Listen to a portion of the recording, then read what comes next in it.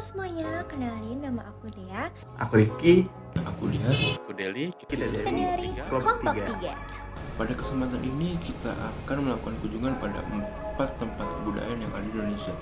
Dari mulai kebudayaan tradisional hingga kebudayaan modern. Dan Tujuan dibuatnya video ini ialah untuk memenuhi tugas akhir dari mata kuliah komunikasi antar budaya.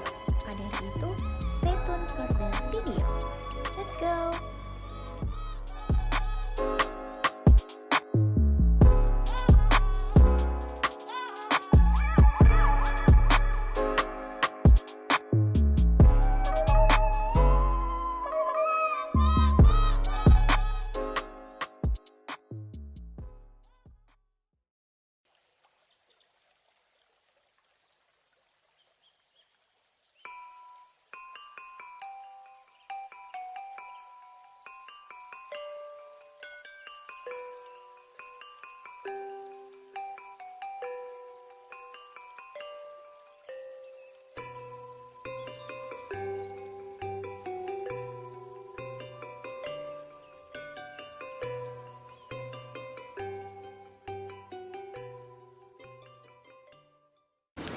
Halo semuanya, nama saya Muhammad Rifki dan kali ini saya sedang berada di tempat yang dimana kebudayaannya masih sangat kental dan dijaga sekali keasliannya.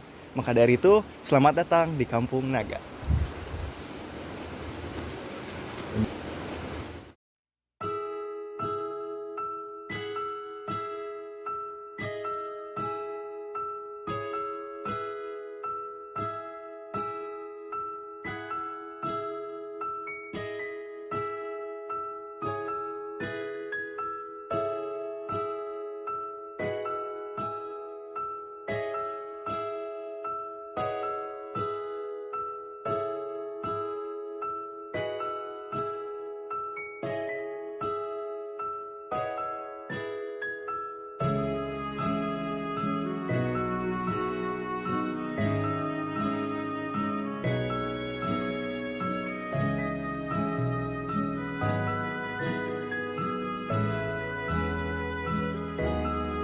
Kampung Naga adalah satu dari sekian kampung adat Sunda yang masih setia menjaga tradisi dari nenek moyangnya.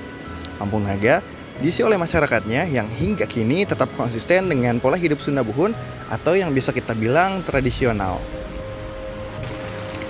Oke, ada fakta menarik dari Kampung Naga ini teman-teman, yaitu rumah penduduk di sini berjumlah 103 dan itu pun tidak boleh ditambah ataupun dikurangi. Dan masing-masing dari rumahnya seperti yang bisa teman-teman lihat, ini semuanya berjajar rapih, sejajar, benar-benar adem dan enak untuk dilihat ya, masih benar-benar kayak terjaga sekali ya.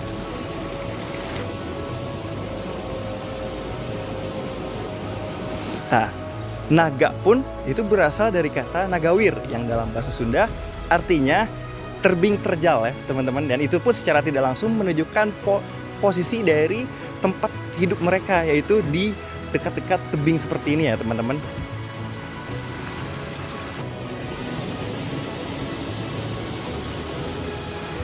Bagi penduduk Kampung Naga, hidup selaras dengan alam merupakan sebuah keniscayaan, termasuk dengan menjaga kebudayaan, kesetiaan, serta amanat dari para leluhur atau karuhun.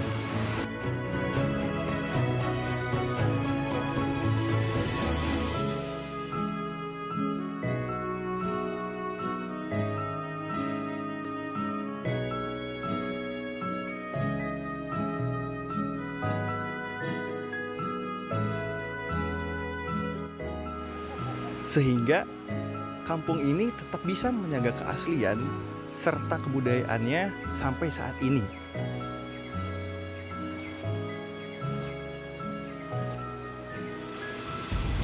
Merupakan sebuah pengalaman baru bagi saya berkunjung ke tempat yang masih asli ke tempat ini. Dan kita sebagai masyarakat yang hidup di zaman sekarang, kita harus tetap menjaga dan melestarikan kebudayaan yang masih asli dari dulu hingga sekarang ini.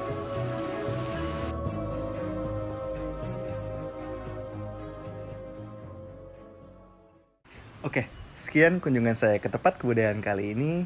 Terima kasih buat teman-teman yang sudah menonton sampai detik ini. Terima kasih juga untuk warga-warga di daerah sini. Saya Rifki, pamit undur diri. See you. Today's gonna be a high of 80 degrees. And with the chance of cake, a lot of cake. Halo semuanya, nama saya Delian Permana dari KM 4405 dengan NIM 15022042220. Kali ini saya berada di situs sejarah Banten Lama dan di belakang saya ini ada benteng Bantennya. Benteng Spelwick terletak di Kampung Pamarican sekitar 600 meter ke arah barat laut Keraton Surosoan, situs Banten Lama. Benteng ini berdenah persegi panjang tidak simetris dan setiap sudutnya terdapat bastion.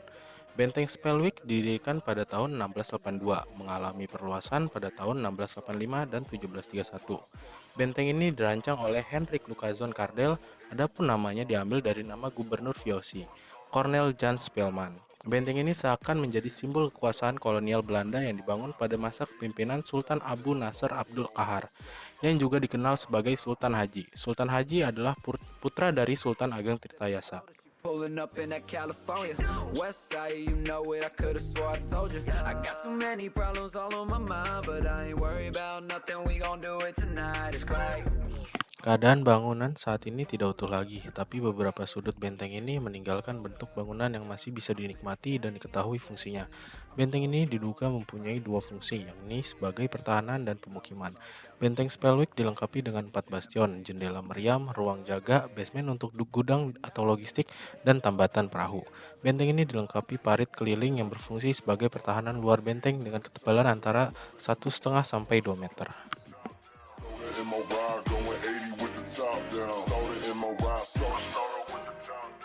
Dan di situs Banten Lama ini juga terdapat Masjid Agung Banten dan makam Sultan Ageng Tirtayasa. Biasanya wisatawan datang ke Masjid Agung untuk berziarah ke makam tersebut. Masjid Agung Banten sendiri dibangun pada tahun 1552 sampai 1570 oleh Sultan Maulana Hasanuddin.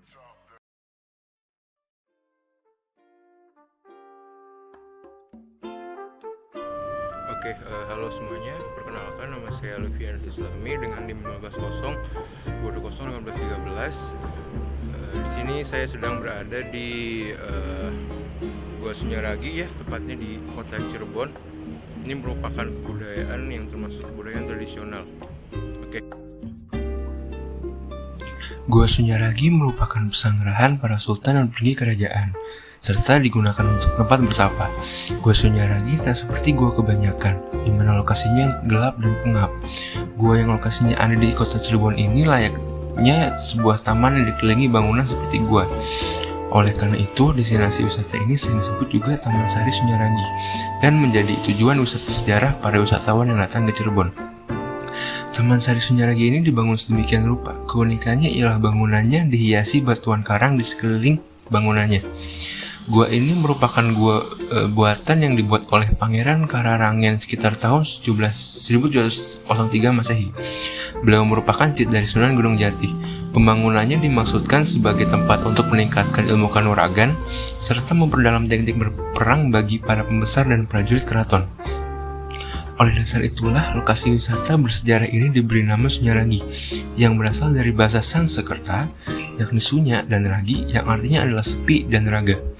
Gua Sunyaragi dibangun dengan menggabungkan beberapa ornamen, yakni Islam, Hindu, dan Tiongkok, dan secara keseluruhan menggunakan konsep zaman kerajaan pada masanya. Sekitar tahun 1787-an, gua ini digunakan sebagai benteng pertahanan waktu terjadinya perang, sehingga mengalami kerusakan di beberapa bagian. Selain menyimpan sejarah yang panjang, Gua Sunyaragi juga memiliki sebuah mitos yang berkembang dari mulut ke mulut. Mitos tersebut berkaitan dengan persoalan jodoh, yakni terdapat sebuah larangan di Gua Sunyaragi, yaitu seorang perawan dilarang untuk menyentuh salah satu patung batu yang bernama Perawan Sunti. Jika hal itu terjadi, maka dipercaya si perawan tersebut akan sulit mendapatkan jodoh. Bila kamu terlanjur menyentuhnya, ada cara untuk menangkal mitos tersebut, yaitu dengan berjalan masuk ke dalam gua kelanggengan yang dipercaya dapat melanggengkan sesuatu termasuk masalah jodoh. Siapa yang belum tahu bahwa alun-alun kota Surabaya kembali dibuka? Basement di alun-alun kota Surabaya menjadi tempat pameran lukisan hingga UMKM. Sangat menarik bukan? Lokasi pameran ini berada di basement alun-alun Surabaya yang berada di bawah tanah. Bertajuk Creative Community Day, Ada berbagai kegiatan yang dilakukan di tempat ini selama 5 hari ke depan. Dalam acara ini, setiap pengunjung bisa menikmati suasana alun-alun kota Surabaya dengan konsep yang sangat berbeda. Selama beberapa hari ke depan, pengunjung bukan hanya melihat bangunan bersejarah, namun juga tampilan seni, diskusi film, belanja, hingga wisata kuliner.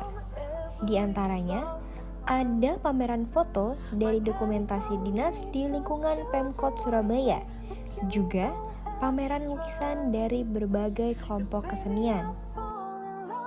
Dari video yang kalian lihat, sejumlah lukisan hingga foto dipamerkan di dalam basement di alun-alun kota Surabaya. Semakin menarik dengan adanya pentas musik yang dibawakan juga oleh sebuah band yang berada di Surabaya.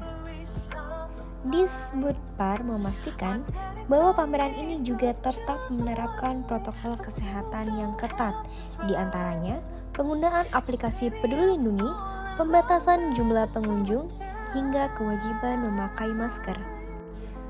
Pembukaan basement alun-alun kota Surabaya ini juga menjadi program uji coba Pemkot Surabaya. Apabila pameran UMKM ini mendapat antusiasme pengunjung, pihaknya akan memperpanjang pameran ini. Untuk diketahui, sekalipun alun-alun Surabaya telah diresmikan sejak 10 November 2020 lalu, basement lokasi ini belum bisa dibuka saat itu, mengingat saat itu masih dalam penggarapan dan juga masih dalam pandemi COVID-19. Dengan dibukanya kembali alun-alun di kota Surabaya ini, pengunjung dari berbagai usia pun menyaksikan setiap spot pameran, dan ada yang datang berpasangan maupun bersama keluarga mereka. Mereka pun mengabadikan momen ini melalui gawai mereka. Menariknya, tak semua tahu bahwa lokasi ini merupakan alun-alun kota Surabaya. Menarik bukan?